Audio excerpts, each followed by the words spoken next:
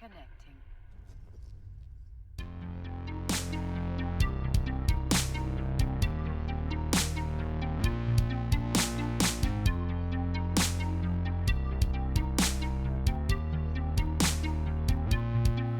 Okay, hello everybody. Welcome to Nanogangers Anonymous. We've rebranded from the E-Fights of All Time as per a suggestion from our good friend.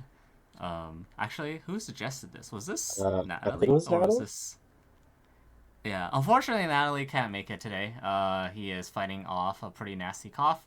But instead, we have a special guest with us today. So, as usual, you have myself, Laurence C. Winston, still a nano ganger, still afflicted with the nano brain disease, flying with Tuskers still. And we have a regular co host, Rex Makaka. Hello, everybody. And we have our special guest, BrainStraw. Would you like to introduce yourself? Hello, everybody. I am BrainStraw, and I fly with Hydra Reloaded on TQ and for AT. Fantastic. Okay, so we're gonna be discussing a couple of fights again, a couple interesting, a couple of potential feeds. So Rex, would you like to start us off again?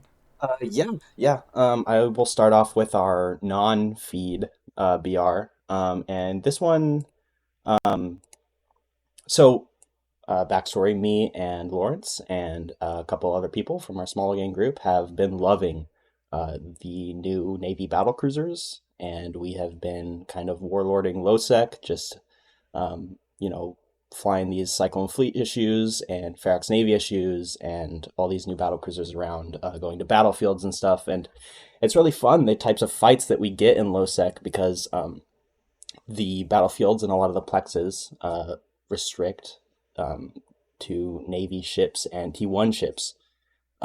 So you get these small scale fights that aren't dominated by things like Marauders, and it's really cool the type of emergent things that the emergent fights that we can get.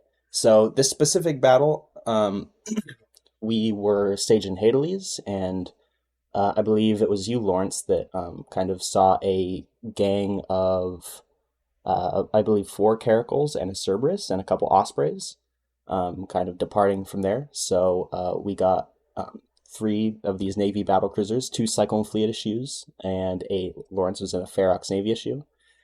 And we had a few encounters with this gang. We chased them down right away, and we engaged them kind of off a gate. We warped at range to the gate. They were sitting at 0, and we fought them for a few minutes, but we were trying to break the Caracals through a couple Ospreys, and they were actually doing a pretty good job of burning back to the Ospreys when they were taking a lot of damage. The Ospreys weren't isolating at all. They were staying right on the gate, and they were surrounded by a lot of their stronger ships. And we weren't really able to kill anything besides, I believe, an Atron and maybe a Slicer. No, I think the Slicer got away.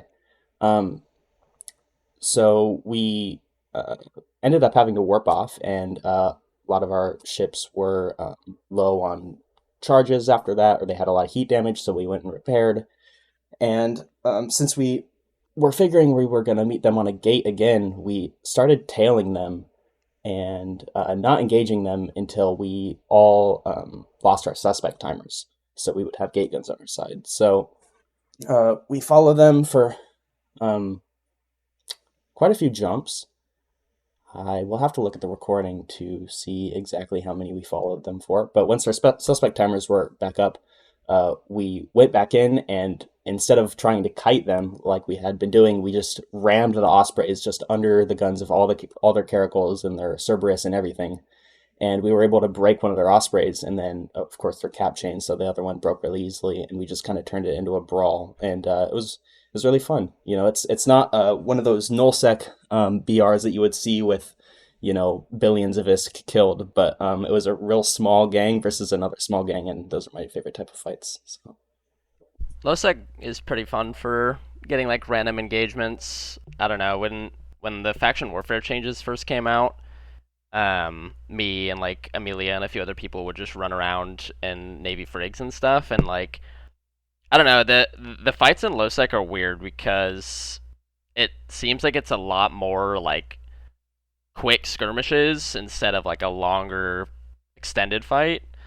but I guess that's partly in uh, like due to the fact that you can't really like force people to fight you because you can't use bubbles and Lowsec and stuff. So people can kind of just like leave at will if they want to. But Yeah, holding tackle on things is something I've always been like struggling to figure out in Lowsec, because even in a lot of these skirmishes we do and a lot of our battlefield diving, just like not having bubbles means that, and not having like an objective, right? And like trying to bash a structure in Lowsec is the most painful thing imaginable. So no one tries that. But since you don't have bubbles, and it's not like people are bringing out something really shiny like a super or just a carrier or anything that you can keep tackled. So people don't like people. No one cares if you tackle like a battle cruiser or even a battleship, T1 battleship. If they're at risk of all feeding, to just leave. So it is a problem. Though I do find it on the flip side, it does mean that sometimes people are willing to just duke it out, like because they're not afraid of some strategic loss or some big problem happening. just because of the fact that the sites are all like restricted by ship type, like Navy ships and whatnot, like a lot of people are more willing to just fight in their, like 50 million ISK frig or whatever it may be, because it's like if they lose it, then whatever, they can just go hop in another one and go right back out. So We did have to finagle the engagement because it looks like they only had like 8 dudes on this BR, but they actually had not way more, but they had a few more than this. Definitely more than what we could fight and break. So we had to like split. We tried a few times to split them on gates and to like bait them into engaging like our alts in random frigates. Um, but it didn't really work until we managed to split them with gate gun aggro. That's something that people just kind of forget about, especially if you fly a null a lot of times. Like, you kind of just forget gate guns are a thing. So we just followed them because they had a cap chain logi, right? So their gate aggression is just going to be longer than ours. yeah, I think people tend to underestimate how much DPS the gate guns actually do. Like if you're in a frigate or something and you take gate gun aggro, like you probably have a solid like 5 seconds or so before you just explode. And I think people they're just like they go for it and then they're not aligned, and then they die and they like are wondering what killed them, and it's just like all gate guns on their kill mail. It's pretty funny. Yeah. Yeah, I think gate guns. I remember Someone did the math when I asked them before. It was like a couple hundred, like more than 100 DPS per gun, and there's usually like 4 on a gate or something, right? There's It's 2 or 4 depending on the particular gate. Yeah, I think it has to do with the sex status itself. So like point 0.4, point 0.3, point 0.2, etc. I think that kind of determines like how many guns are on gates and stations and stuff. Um, but yeah, it's a significant amount of DPS, and I think people kind of underestimate it, especially in smaller ships. Yeah. So we did manage to break their logi with the help of gate guns. We didn't catch everything. They had a lot of again tackling stuff in low sec, right? We had 4 ships, so we tackled like 4 things and we killed an extra one, and everyone else warped off. But it was still a pretty decent fight, I think. Yeah, I like yeah. low sec. I like the transfer from like trying to kite somebody, especially in these awesome battle cruisers, to just like, no, fuck it, we're just gonna brawl them. So that was a pretty exciting moment, right? Because we're in kite ships, so it's like kind of nerve wracking, but that's like the only way you're able to break those ospreys. So that was pretty fun. The landscape for low sec's cool too, because you don't really have to worry about like all these nullsec groups that use ramjags for everything to kind of counter kiting gangs. Like, not really many people use things like ramjags and lowsec, so you don't really have to like. I wouldn't say play as scared during fights in lowsec, but I don't know. It seems like you can kind of take your time more, I guess. Yeah, yeah, and we don't Yeah. have to focus as much on anti-support, right? I mean, we're in 3 Yeah. BCs, and we did have a slicer with us, but Exactly. that was it. We're just like, the cyclone fleets apply well enough to anything that is feasibly going to be in low sec, yeah. Unless we run into like Exodus or something. Right. Rex, would you like to move on to Yeah. your fail? Or I guess maybe our fail. Yeah. Yeah. By the way, a video of that previous fight I can put in the description. I do have it. There's a fun moment there where me and Laurence discover a break in the grids that make up the spaces that we fight on, and everything disappears when we cross onto another grid. It was pretty funny. Oh yeah, that was interesting. Yeah. So for our for my feed BR, once again in Lowsec, we've deployed to the Minmatar Amar area, me and Laurence and a few other dudes, and we are flying mainly armor things. Augurs are super strong, they rep a lot, you get a lot of mid slots, and we wanted to try a heavy armor comp, sliding into a battlefield. And the battlefield that we chose to debut our heavy armor, maybe kind of thrown together at the last minute, armor comp with 2 augurs, was a battlefield with 2 cruise missile Typhoon fleet issues, a Scorpion, and 1, 2, 3, 4, 5, 6 Battlecruisers, and then a bunch of other cruisers. And our comp was made up of a Tempest fleet issue, myself, and an Abaddon. We had 2 Navy battlecruisers, a Tech 1 battlecruiser, a Hurricane, an Exec Navy, and 2 AUGs. And we slid into this battlefield, and basically we all just died really fast. Our AUGs stabilized and were holding against a pretty large amount of damage until they were jammed by a Scorpion, even with local SIBOs. And once our AUGs fell apart, the entire comp just kind of fell apart. I think I was one of the last people to die. I tanked for a pretty long time, but pretty unfortunate, because I think if we had another AUG, or if we maybe had some signal strength implants or something, maybe we could have held out. Maybe an E-War alt or something, and we were so close to holding. So kind of unfortunate, but I think we're pretty excited to try it again with a more proper setup. Yeah, I think I honestly made the big mistake here, as I did the dumb FC moment where we had the right comp. We had more Logi when we were forming, and then like some of our Logi pilots went, "Hey, can I fly DPS instead?" That was and me. I was like, "Sure." Yep. Yeah. I was like, No, I it want to wasn't fly my just you, Abaddon. Right, and then like I was like, "Sure," and I just shouldn't have said sure. Like if we had stuck with what we originally formed, which was like 3, it was actually 3 Logi with some of our Logi pilots swapped around, and the rest in support and DPS, we would have been fine. 100%. Yeah. Even though we were like I don't know, like we were 5 dudes multi-boxing against like 20 plus people, I think the comp would have been fine. And we just, I don't know, I just let too many people swap to DPS, and we just died, So it's how it is.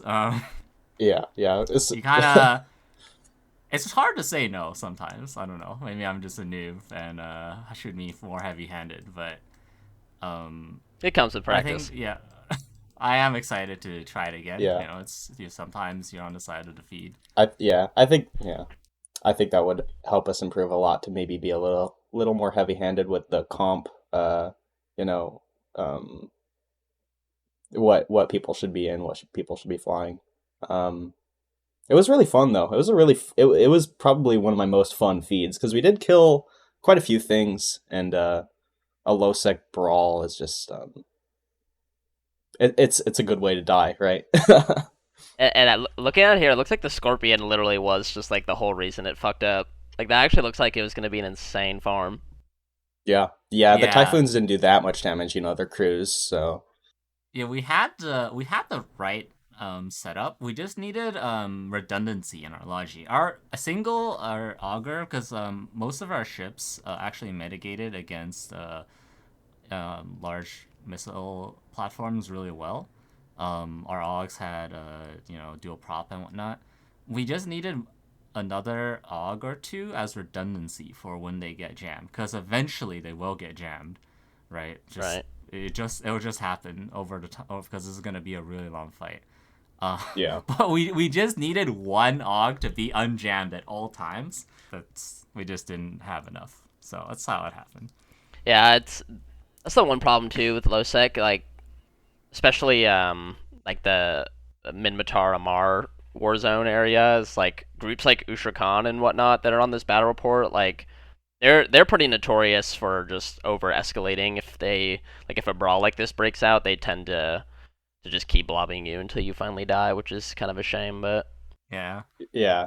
To move on to my BR, so I have two kind of not so much fights.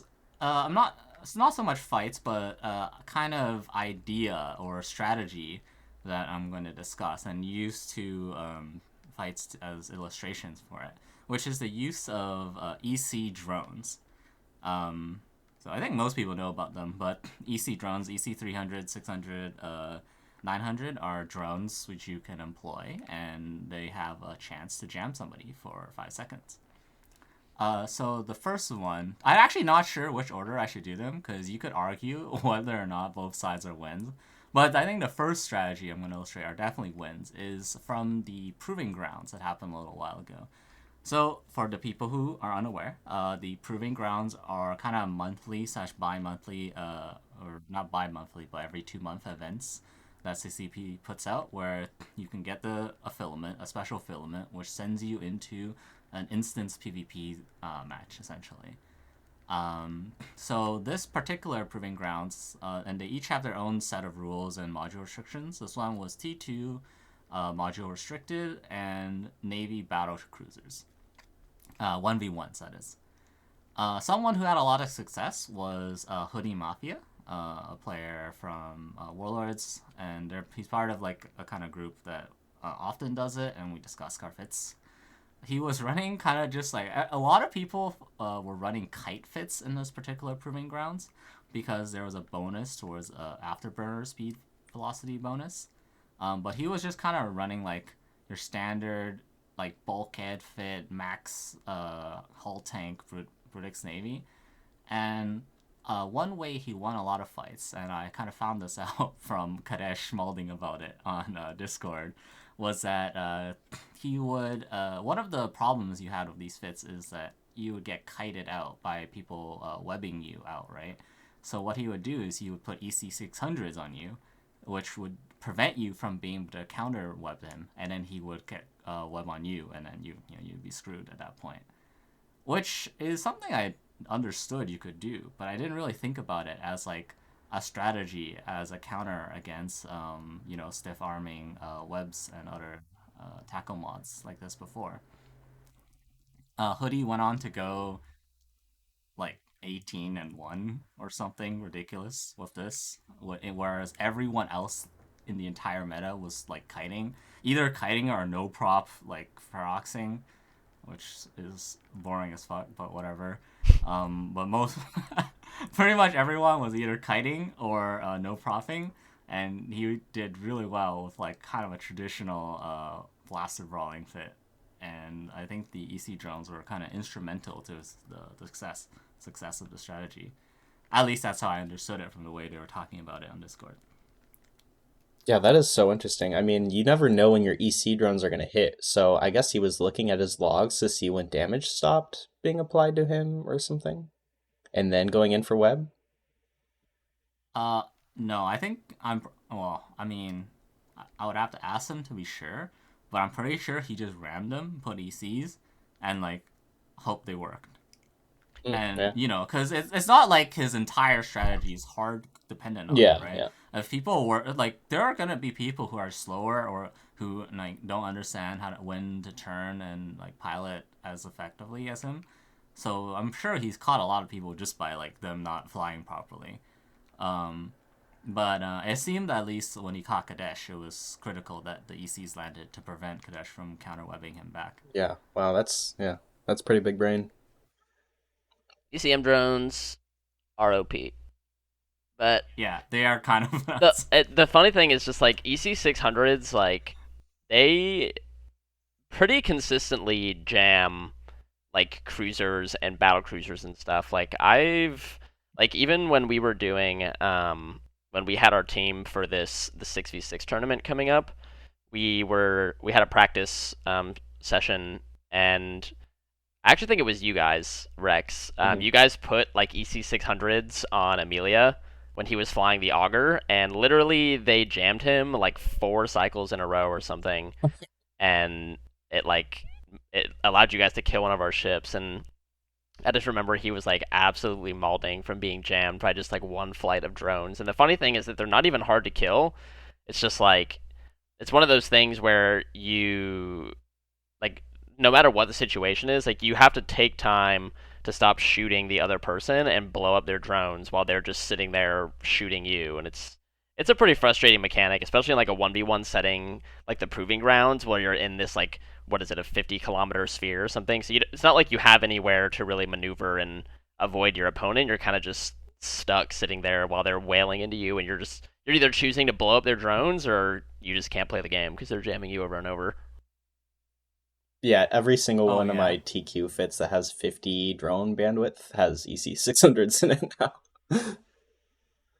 Yeah, Yeah, I used to not like flying them because one of my friends, Kellan, really hates them, and like when I was kind of learning how to fly, like I just remember like a lot of people saying, "Oh, it's dishonorable. It's like a really gross mechanic." But like I've just been screwed by it so often that I'm just putting ECs in all my fits. It's just too strong to not have.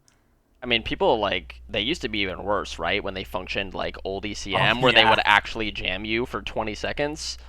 Like now they function more like an ECM burst, which I think makes them way more balanced. And I mean, they're still effective, and obviously they're going to be annoying to whoever is being jammed by them. But yeah, I mean, ECM drones back then were probably the most cancer thing of all time.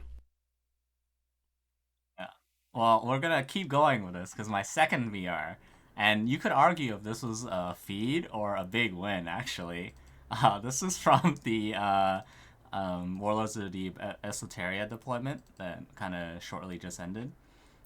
So I wasn't actually part of this one, but we often, in order to kind of get content, is we'll grind down structure timers, right? To hopefully have them defend it, which didn't happen that often, but that's the idea.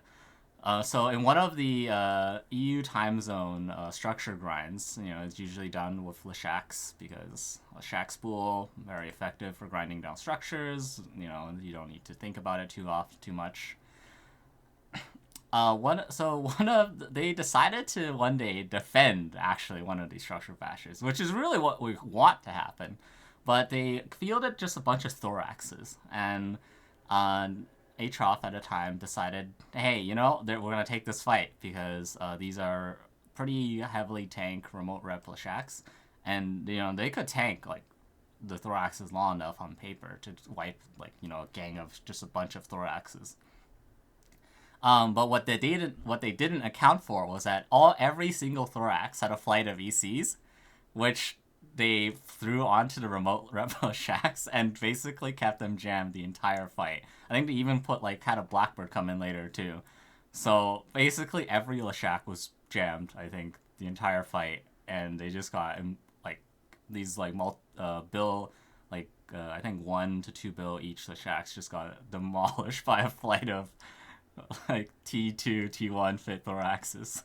They're pretty like it's yeah, they're deadly, especially like in a big group like that, because I assume they didn't even put all of the ECM drones like on one person. They probably just like picked a random person because there's only like what 6 Leshaks to choose from, right? And there was like 18 people in that thorax fleet, so they probably all just picked a random Leshak, and I'm assuming each one had at least like 2 flights of ECM drones on them, and yeah, at that time that comp didn't have uh, info links in it, so I mean you have 2 flights of ECM drones on each Leshak, and they're going to be getting jammed pretty consistently, and so they can't rep each other and they can't shoot back. So yeah, they're pretty annoying, but ECM drones are really effective. I advise people who are like flying shiny ships or are newer to the game, if your ship can use them, I would use them because they can be a lifesaver.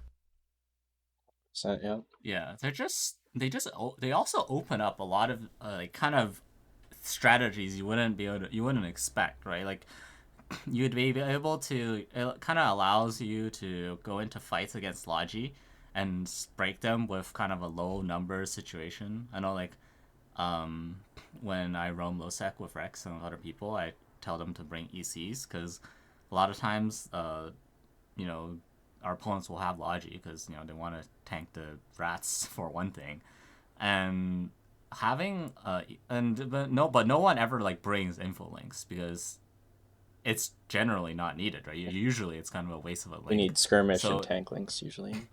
yeah, right. So I find info to be not info. I find ECs to be very effective in Lowsec, and really very effective every time. I feel like there's been almost no time where I've bought ECs, and I've been like, man, I wish these were like another set of combat drones instead. Like that just doesn't happen. Well, and the nice thing about them too is that you don't even have to think about them, right? Like you just pick whatever target you want them to be on, and you send them off, and you can kind of just forget about them, and they'll do the work for you.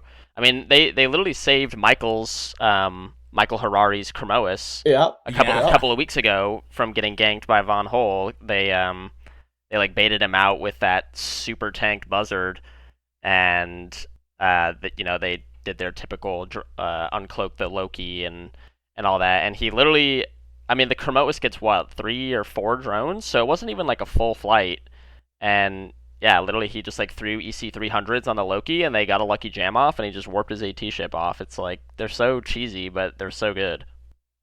Yeah, my Oh yeah. I think my Nomen last night actually got saved by EC 300s. I think I was in like 40% hole and warped off. And the other thing too is a lot of people don't, well, I guess like less experienced or newer players, like, people don't realize when they've gotten jammed, right? Because it's like you have to relock, and because they don't have that symbol, or does it show the ECM symbol like above your capacitor still? It does. I think it does. Yeah. It does. Yeah, but even then, like a lot of people don't realize that they've been jammed by the drone, so they kind of just end up sitting there doing nothing for a few seconds until they realize, and then they have to relock and do all that, and then by that point, sometimes the drones will just jam you again, and it can be really frustrating, honestly. Yeah, I know every yeah. every time I'm flying and get jammed, like I never notice it immediately, right? I'm always like, oh, why isn't this guy dying? Or, oh, where'd all my targets go? Or, so yeah. The confusion is very helpful. Yeah, I have a separate overview on TQ, like, that is only drones sorted by distance, just so I can see when ECs are, like, flying at me. Like, or not distance, but, like, type. Okay, yeah. Just because, like, you in a lot of fights you need to be able to know, especially if you're flying Longi. Like if ECs are coming at you, you need to know before they land, or else losing cap chain or something is just too much. It's too deadly. Yeah, the helpful thing, I mean, the nice thing about EC 300s though is that they do have the unique like overview icon. So like once people familiarize themselves with what that looks like, you can pretty much immediately notice or call it out if you're in a group or something. But yeah, having like a separate overview tab specifically for drones, I think is really helpful, especially if people want to fly in like small gang or tournament settings and stuff like that. Because sometimes, I mean, it is beneficial to just clear drones and whatnot. Oh yeah, and drones are. The drones. People underestimate drones.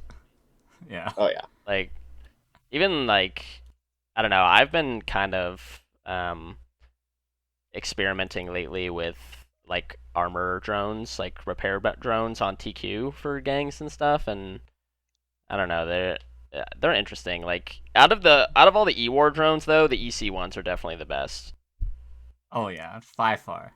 Yeah, but they're giving out some new ships. Oh yeah. Bonus web drones. Drone bonuses coming out. I know. It'll be interesting to see if whenever they do the like chameleon and whatnot, if they give them like bonus ECM drones instead or something super memey. That sounds like cancer. Yeah. Bonus. Okay, the bonus web drones are fucking pretty trash, especially. They really needed to like give the Gary like more of a bonus, not less of a bonus. Like what? But anyways, bonus ECM drones actually sound like they would be pretty strong though. Like, it's pretty. What if they just what if they just made like the bonus ECM drones function how they used to function, where they would essentially act like a normal jam instead? I don't know, that might be too OP, but That's I don't even know if it's too OP, but it would be too cancer. Like it would just be the most frustrating thing. yeah, for Yeah, sure. yeah, yeah. Yeah. But I think it would make a good AT ship bonus, honestly, because like having a way to defend yourself is really nice when you're flying unique. And I think I think all the ones that are considered really good usually have a way to do just that. Oh yeah, definitely. I always pretty much like every single time I fly some sort of expensive ship, if it can fit them, I'll always have a flight of ECM drones. Just because it's like Yeah. you never know when you'll need them. I mean, you could get memed and get rammed by a Jaguar, and you just throw some ECM drones on it real quick and get a lucky jam off, and you can just warp off. It's not even that like you don't even need to be that lucky. Like it's They're pretty consistent. The math isn't that bad, like because there's so many of them, right? The jam strength isn't high, but since you have so many, especially against like tackle frigates, for those of you who don't know, you can actually increase your jam chance because you throw your drones on a target, and if it's right next to you, you can pull your drones immediately and then deploy them again, and they'll have the cooldown reset, and you just try to jam again. So even though it says on paper it takes like 20 or 30 seconds for them to try each cycle, you can actually get it down to like 10 seconds per cycle. So against something that's like right on top of you, you can basically double the effective jam rate if you just keep pulling and deploying your drones on them. Anyways, BrainStraw, would you like to talk about your VRs? Yeah.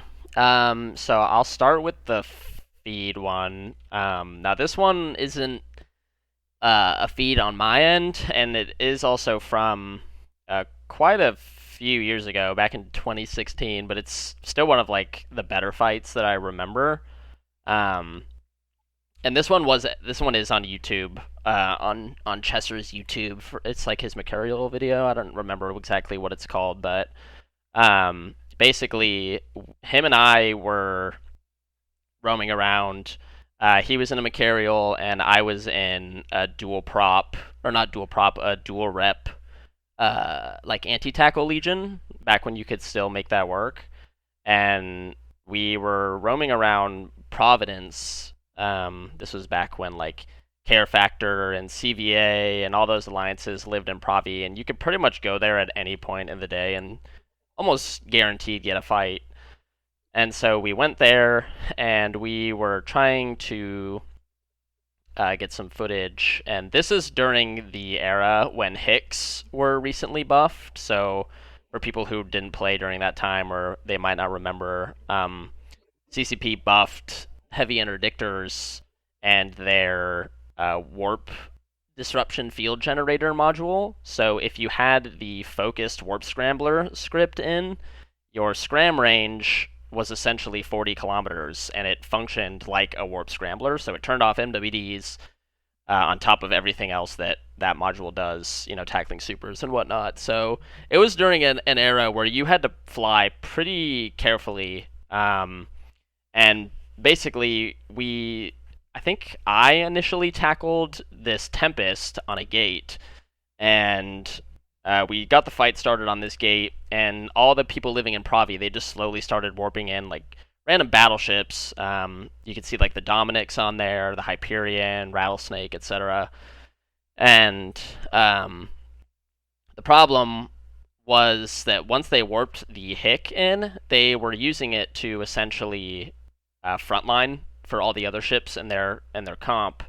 So we never really had the ability to tackle anything because we just couldn't get within point range. Otherwise, we would just get scrammed by the Devoter and died all these battleships. So this fight kind of went on probably a good like 30 to 45 minutes, and we were slowly breaking things. I mean, I was getting rid of all the frigates and stuff they were warping in. They had a Maulus at some point that was just pretty much making the Mercurial useless, and I was able to clear that. We killed the Dominix, but this was also when you could have your links be off grid, and so the meta back then was you would use like a Cloaky Tengu or just a Cloaky, basically any Cloaky T3 cruiser, and you could make a safe and pop links, and the links would just be system wide. They'd be going all the time. It was the same links that we have now. And what ended up happening is after like 30 minutes or so of just skirmishing these guys on this gate, I guess during that time, one of the Pravi guys probed down Chessur's Link Tengu, and we noticed that they all started warping off the gate. And I don't know if he had a second monitor or not at this point, but we were like, where are they all going? Like, nothing is happening. And then Chessur ended up saying, like, oh shit, they tackled my Link Tengu, we gotta warp over. So we ended up warping to the Links, trying to save it, and the Stratios that's on the battle report, they actually ended up tackling Chessur's Macarial. He flew a little too close to the sun, and we were able to kill it, but by that point all the battleships and stuff had gotten on his Macarial, so literally, like, after all that time of fighting and just the effort and stuff that went into getting this fight, we ended up feeding his Lynx and his Macarial, which was like a 2.5 bill feed on our end, so the ISK war was pretty even, but I don't know, I vividly remember that fight just because it lasted so long, and it was just kind of an interesting dynamic with how the grid was developing. But yeah, it's definitely not a fun time back then with like 40-kilometer scrams, because a lot of these null groups, they were just abusing the shit out of them because they were just so OP, because like Hicks are just inherently tanky as fuck. So you basically just frontline with this cruiser that can have like over 100k EHP in a 40-kilometer scram, and it's like it was just godlike at the time, and it was very frustrating to try and get nano fights. Yeah, that sounds super. Yeah, I can imagine. That was around the time of Leshaks too, correct? What? Was this around the time of Leshaks too, or was that later? Like 500 MN. Yeah, that was one thing people started doing. Luckily, the Devoter in this fight wasn't that. I don't know what prop he was using. He was relatively slow, but yeah, that was the thing that a lot of no blocks were using at that time, is they would just fly over prop Hicks, and I don't even know. I mean, with skirmish links and snakes, you could get these things going like 5-6k meters a second, and it's just like an unavoidable, unscreenable, like, god scram, and it was just a horrible time to play, dude. Like, yeah, the overprop Hick trick was kind of it was giga really cheese. Absurd. Yeah, just like you could just, it was basically an exploit. I mean, I guess it wasn't an exploit until they patched it out, but it looks so broken. Like, what the fuck? Yeah, I mean, you were playing around that time, right, Laurence? Like, I don't even remember why CCP buffed Hicks to be that way. Like, it was just some random change in a patch note one day. They were just like, oh hey, we're changing the way that these, the Hicks scram works. Now they go to 40 kilometers, and it was just so fucking stupid. And the other thing too was you could use the faction version of the warp disrupt field for cheap. Like, I don't even remember what the price was exactly, but they were fairly cheap. So people were just flying them. Sometimes they'd have like one or two. Could you fit more than one? I don't actually remember if you could fit more than one. You could fit more than one. I wasn't actually playing this. I was AFK, but okay. I remember watching I think a Suetonia video describing the mechanic. It was like you fit 2 Hicks, and I think the Hicks changed how the inertia of your ship or something. Yeah. Right, yeah, they change your mass, yeah. So you could like activate a 500 MN on a cruiser. It usually takes 40 seconds to accelerate, right? Right. So it goes fast, but you can just move. But because of how the Hick inertia worked, you could like instantly accelerate the max speed. Like, not even like a short period of time. It's like in like 2 seconds. You basically had you had these 500 MN Hicks basically just like turning on a dime because they were just abusing the way that the mechanic worked with. It's basically like how people use Hick bubbles to decrease their mass when rolling wormholes and stuff. People were using that to abuse the overprop on them, so they would get their mass really low, which would increase their agility while using this 500 MN MWD. So like you could maneuver around the hick and they would just instantly turn in your direction and then start moving at like 2-3k a second, and it was so dumb. And I remember I started just abusing it, and I used to fly a shield railgun Phobos. And Oh my goodness. yeah, and you would literally just the mids. It only has 4 mids, but you would just go like MWD cap booster and double extender, and then you just have the high slot 40-kilometer scram. So you were basically just untouchable. But yeah, that was a pretty rough time, because I think shortly after they changed the way that the hick scrams worked, that was also when carriers, like that, the whole carrier menace meta started. Oh yeah. So it was just a dark time in EVE Online, dude. It was horrible. Yeah, every time I get cancer by something in EVE, I think back to these like videos I see. Yeah. Like, it's like, oh man, I do remember the first time I saw like a Reddit post about this, and I saw the video describing the mechanic. I was just like, this is just unreal. There's no way they can have this ship that's like, it was like, I remember Suetonia's video had a fit that was like pretty cheap too. It wasn't even that expensive. It had a huge amount of buffer, and yeah, it went 4K. It like accelerated 4K like almost instantly. It was absurd. Yep, and what a lot of people were doing as well is they would literally just fit their hicks with all scrams in the highs.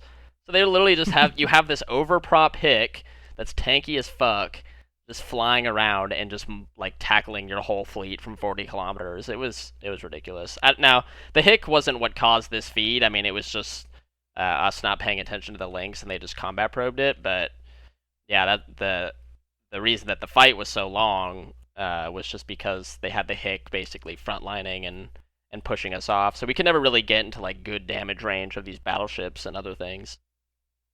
Yeah, off-grid links was also an absolutely ridiculous idea. Like, I don't know why links were ever off-grid. That was just absurd. Like, you just had to have links. Like, like, well, it's just so easy to access too, links. because it's like, it was just so easy. I mean, you jump into the system where you're expecting a fight or you want to fight, you make yourself a safe and you pop links, and essentially you could just forget about them. But yeah, I think people started to figure out that you could just like combat probe their links and whatnot, and a lot of groups started to catch on to that, and that was kind of how they would counter, nanogangers like us, is that if they didn't feel like fighting you, or they just wanted to be dickheads, or whatever the reason may be, they would just like probe your links down, and you'd either have to just cloak them and fight without links or leave, or like this situation, they would just tackle them and kill your link ship. And they were pretty expensive back then. I mean, the Tengu Lost Mail is almost 700 million ISK, so yeah, and this 700 million ISK meant a lot more back then too. It was like 20 this is, I think back then this was probably like what Plex was probably like only like 2 mil. It's probably like double. It's probably like worth double now today what it was worth before. Yeah, and this was also like, I mean, we can look at the Tengu fit. Like, we literally had 5 links, and they were just permanently running off grid. Like, it was just so dumb. I mean, you cannot do this anymore. Oh yeah. But yeah, this was just a memorable fight, even though we basically broke even at the end of all of it. But yeah, it was kind of an interesting development, and it's nice to look back at like a different time in EVE. I mean, this was now what, like 7 years ago or something, so it's a long time. But yeah, then the good battle report, we actually just got. I wouldn't say. I mean, it was fairly recently. It was right before we went on the Esoteria deployment. It was versus Fraternity, and generally, I mean, I think most people will agree with me, people who roam. Fraternity are not keen on giving good fights usually. I mean, if you wander into their space, you're most likely either going to get blopsed on or just gigablobbed by supers and whatever else they decide to bring. But I think how this fight started was we were in our C2, and we were just chain rolling holes trying to find some PvP content, and Uh, I can't remember who exactly got the fight started, but it basically started by tackling one of their ratting Ishtars, and they just immediately started warping in like just random kitchen sink nanocruisers and stuff, and we were like, oh, this is interesting, like we can go fight this. And so I hopped in again an anti-tackle legion, and we had Tigger in a legion. I think he was in like the shield beam one that's pretty popular these days. We had an Orthrus Keres, so it was a pretty uniform nano gang. And yeah, the battle report's a little scuffed because it says that we were fighting 20 people, but it was actually like 9 or 10 dudes, and they just kept reshipping and coming back. But yeah, it was pretty fun. We basically killed like everything that they warped in. And then right after this fight, I didn't link the battle report, but one jump over from this fight, like 20 minutes later, they ended up reshipping into like another nano-ish shield gang with Logi, and we got a good fight out of that as well. We kind of reshipped to more damage as well, because I think they had like 2 or 3 semis or something like that. But yeah, this was like one of the rare few fights that I've gotten out of Fraternity where it hasn't just ended in like supers being dropped on us or something super memey that I'm sure people are used to. Yeah, I know when I started getting more active back in, I think, 2019, Fraternity was more splintered. Like, there's the general, I think, not knowledge, but what's the right word? Like, when I asked around, people would say like, oh, if you fight this area Fraternity, it's okay, but you go here into their staging, and you're gonna just get supered constantly. But unfortunately these days, I think Fraternity is a lot more uniform in the response. Like, Vargar City every day, everywhere, and they're actually one of the more coordinated. I'm not sure if coordinated is the right word, but like fastest responding. They have a lot of people. Groups. They have a lot of people who will just like sit around in their standing fleet. And the other thing too is that they will just like throw their ISK around. So like it doesn't even matter what you go to their space in. Sometimes like you could go through there in like a Rifter or something, and you'll probably just get blobbed by like recons and marauders or some shit. Like they usually do not care. They just want people out of their space. Yeah. I do remember one kind of memorable fight when I was roaming with Fledit, and I don't remember exactly. We were basically in like a super kitchen sink comp. I remember we had a Battlecruiser, like a Drekavac though. And I remember this because we actually flew into Fraternity space. And we I think fought this Macario on a gate, and they brought in like a bunch of random kitchen sink stuff, and it was an incredible fight that I still remember. Not because like we killed or lost anything spectacular, but there was like a ton of people in system, a ton of people like on their Keepstar, and they just like didn't blob us. They just like had basically slightly higher numbers than us, maybe like 13 to 8 or something.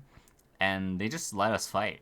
It was incredible. I was like, I must be dreaming. I'm gonna pinch myself. Like, why are there not like 50? Why are there not like 10 Hugins on me right now? You're not getting dropped by like 20 Nixes and stuff like that. Like, yeah, I didn't know. I was like, are these guys all AFK? Are they busy, or like did they say something? And the only thing that like was, I think, more memorable than the fact that we didn't get blob was the fact that we got both Macarios of theirs to hull, and our tackle didn't manage to scram either of them. And then did they just warp off? They MG'd me off and warped in the hull. God damn it. That'd be so frustrating. I was kind of a noob at the time, so I was just in like this anti-tackle jackdaw, I'm pretty sure, that I didn't have a point. Yeah, you're just like watching the chaos unfold. Yeah. I was like, wait, like I knew our Drek had a scram. Like he said he had a scram. He just like didn't scram this guy, and he warped off. And then we got the other Mac to haul, and he didn't scram it again, and he warped off. I was like, oh my god. Yeah, see, I would rage. I would literally just leave fleet and go back home. Just be like, I'm done. I was probably the tackle in that fight, to be honest, if I had to guess. No, I don't think so. You definitely weren't the direct Oh, I pilot. can't fly At a least direct, I so know it's this okay. because I know you weren't the tactical pilot because I haven't been I haven't been bringing this up in our conversations every day. Or because I That's true. certainly would have if you If let both Max go and if I all. screw up, I know you guys would tell me about it every day, so it's fine. I mean, there are definitely some cool, like, Frat definitely has some cool people that are, like, just totally down to PvP and whatever the case may be, but honestly, like, 95% of the time I go to Frat space or even, like, P-Horde space, I mean, I just always try and leave as soon as possible because the chances of you getting an actual fight are slim to none. It's basically Horde none. is Yeah, bad. it's pretty, yeah. Yeah. That's the other thing, too, is, like, I don't know what happened because I was AFK from, like, I don't even know, like 2017 to last year. So I don't know when exactly it was when like P Horde and Frat and all these groups just suddenly became like so anti-fun because like back in 2016, 2017, I mean you could go to like Horde space, Frat space, who else like Brave stuff like that, Hmm. and you would get like a decent fight most of the time, but now you know at least with Horde and Frat, it's like if you go basically in anything other than a frigate, you're probably gonna die. Yeah. Yeah, I don't know exactly when the culture shift changed. Like I feel like it's when the Marauder change happened, but I'm not sure because I kind of blame like all of my life's problems on the Marauder, so maybe I'm a little biased on that. But Yeah. I mean, I remember the moaning about Hot Dreads before it was Marauders, so I mean, it's like a fair thing to lay blame on though. Like literally, Marauders right now are like just subcap sized dreadnoughts. Like they're fucking yeah, insane, yeah. yeah. and I don't know. It's rough because like and I remember after we got this fight, like I was literally mind blown because the last time I went to Fraternity space, I got blopsed on by like 20 marshals and died on a gate. So I was like, when they, you know, somebody, whoever it was that tackled the Ishtar initially, they were like, oh, you know, I have a ratting Ishtar tackled, and we were like, oh, you know, whose space is it? And they were like, Frat. We were like, that seems a little sus, but we were like, fuck it, why not? Let's try. And then, you know, once the fight started unfolding and they just started warping in like Orthruses and Navy Ospreys and just random shit, we were like, wait, this might actually be a decent fight. And I definitely wasn't expecting the second round next door. I was like, okay, we should probably leave because they're probably just going to Gigablob us. But then they like essentially just brought the same type of fleet, just with Logi this time, and we got another like basically two fights at a frat within 20 minutes. I was mind blown. I literally logged off for the night with all that good luck. I was like, I'm not risking it. Yeah.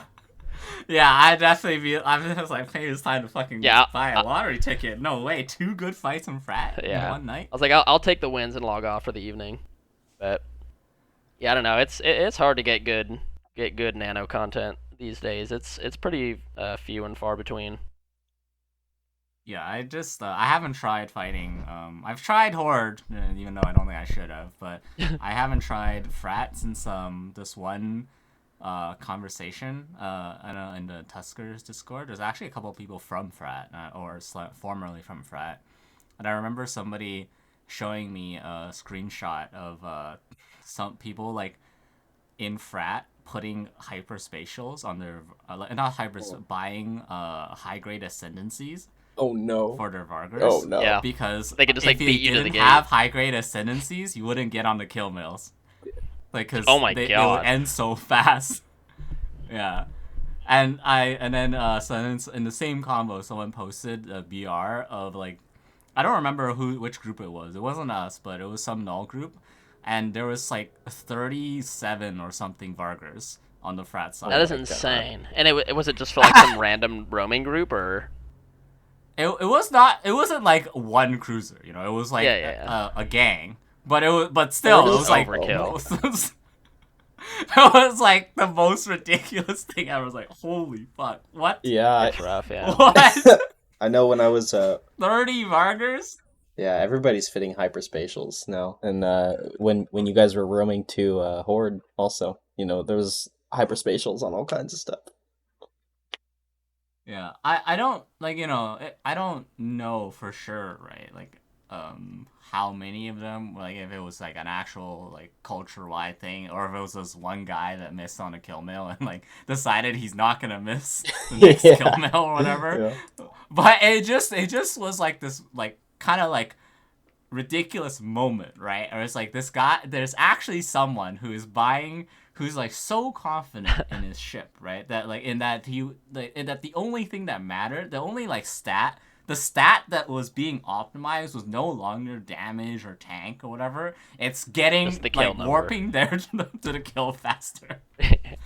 Yeah, it's I don't know. I mean, I think honestly with like the current state of the game, I think most of the blame can just be put on Ansiblexes and stuff. I mean, that's definitely just like a whole separate conversation, but I don't know. It's definitely made nullsec just so stagnant to the point that anytime like roamers wander into these big blocks space, like they just all start foaming at the mouth for PvP, and they just like don't even care about a good fight. They just want to kill you and go back to redding. Yeah, there's just like no one. I think it got to a point. I remember when my corp was still like trying to salvage some like NSS content. It just got to the point where all the groups except for the big ones died. You know, everyone just eventually got assimilated into P Horde or Frat or Goons after like the World War B war ended. That you just couldn't find anyone to fight anymore. You know, like Brave was kind of in their move up. They haven't really reformed yet. So you basically, I just remember freaking rolling holes for hours and hours, and like no one would fight you except for Horde and Frat. And so your only choice was to go to Horde or Frat space. And then when you did that, you know, they just dropped like every day they would add an extra Vargur to like the response gang until like you just couldn't fight them anymore, right? So and they got smarter too. Like, you know, initially we actually had some really epic BRs where we killed a bunch of Marauders because they just had like basically crab fit Marauders and they'd bring them to your fight. But at some point people figured out like 650s were OP, you know. And, you know, then the advent of, like, the triple XLSB Painter Marauder in a gang appeared, and you just can't fight. You just can't fight them. You can't nuke them, you can't TD them, you can't, like, out-trade them, so. Yep.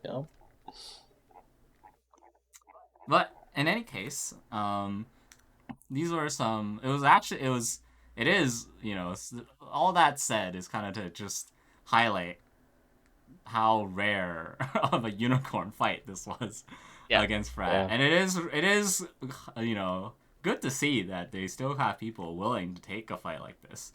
Honestly, if I was in this Frat, like, comms, I don't think I would take this fight, you know? So, like, if I saw Legion, Orthos draw carries, I probably wouldn't bring, like, Ishtar, Vedmak, Osprey, and stuff to that fight. It was definitely like kind of a memey fight too, because like the first ship that warped in to save the initial Ishtar was the other ratting Ishtar. So they were just like piecemeal warping in random ships and whatnot. It was, I don't know, it was kind of reminiscent of like the content you could get back, you know, years ago, back like to the other battle report.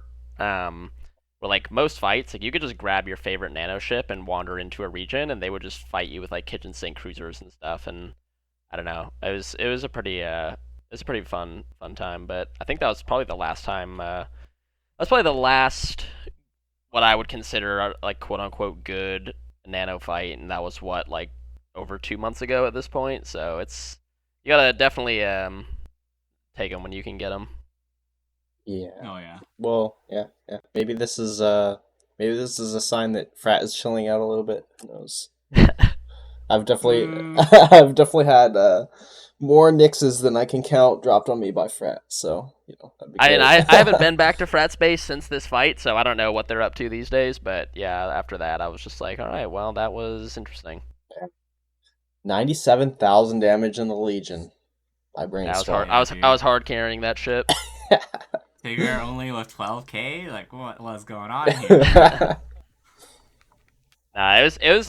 It was like like one of those fights where like both sides were kind of escalating because like I think it initially started with whoever tackled the Ishtar and then my Legion and the Orthrus, and then once they started bringing in more stuff, that's when Tigger brought his Legion, and we had the Draugr and the Keres come and stuff. So I don't know. I think the other Legion would have definitely outdamaged me, but I was just on grid like pretty much from the beginning of it. I don't know. I always think those fights that they just kind of like slowly escalate on both sides. Those are always the most fun. Oh, 100%. Yeah, for sure. And it's nice when a corp is able to do that, right? Start small and escalate slowly as the other side does, and you get the most out of your engagement as possible. Well, yeah, and that's the thing too, is it's always nice when it like stays fightable. Like it's not like they just finally escalated with like, oh, all right, warp in the Marauders or warp in the Supers. Like it was just a full on, basically just like cruiser versus cruiser fight. So. Yeah. Are you flying Pulse Armor Legion? Yeah, I'm in the Pulse one in this fight. I don't know. People like the Beam one is definitely strong, but I think people kind of sleep on the Pulse Legion a bit. Like I remember,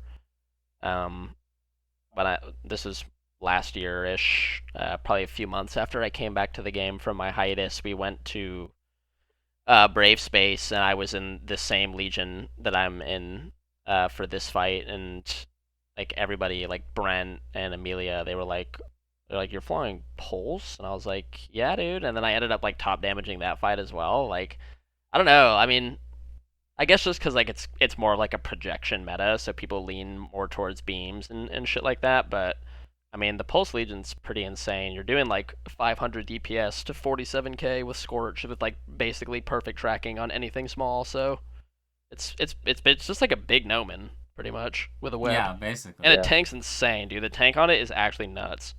Yeah. I've seen a lot of AP's videos with the Pulse Legion. It just looks absolutely disgusting. Yeah, it's pretty fucking strong. I mean, you definitely have to invest in it, like ISK-wise. You have to pimp out like all the mods and snakes and stuff like that. But once you do that, like if you couple it with the right gang and links and stuff, like you're basically god.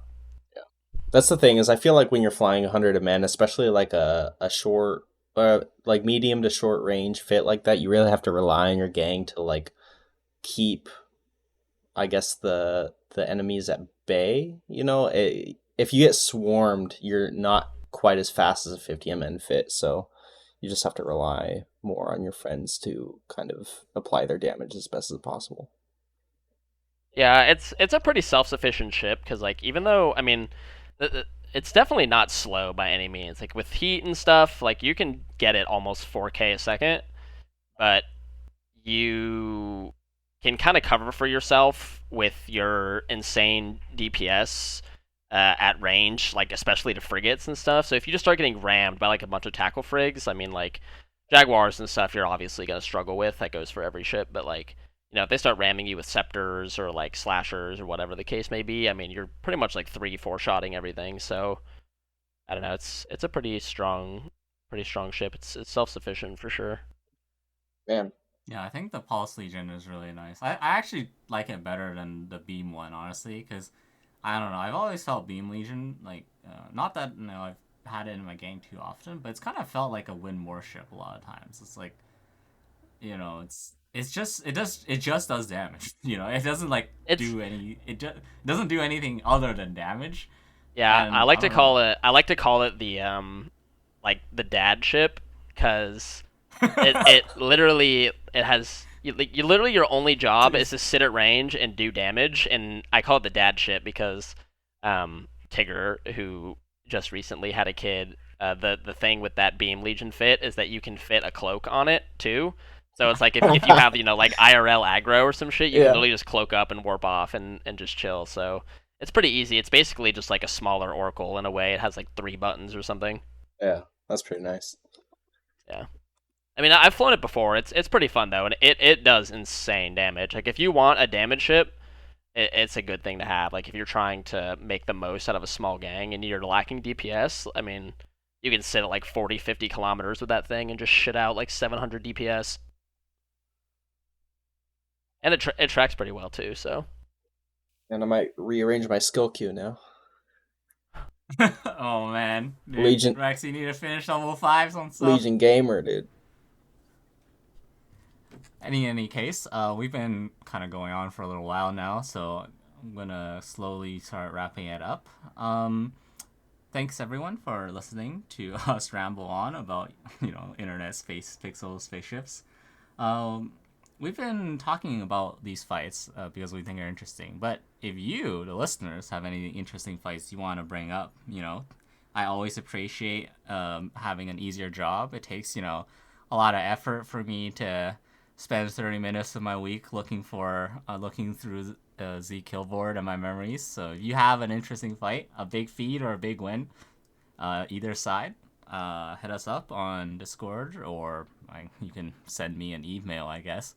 And who knows, you might be featured in our next podcast episode. Well, yeah, this has been us from Nanogangers Anonymous. Yeah, thank you guys for listening. Bye-bye.